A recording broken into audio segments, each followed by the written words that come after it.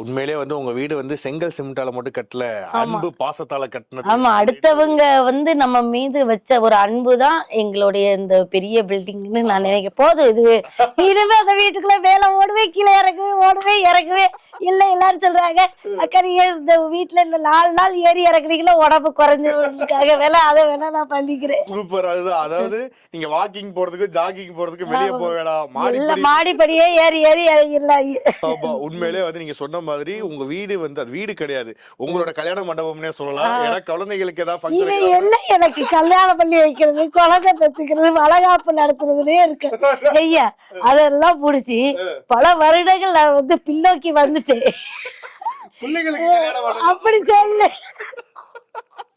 ஆனா வந்த நேரத்துல இருந்து நீ வந்து கல்யாணத்தை பத்தியே பேசுற.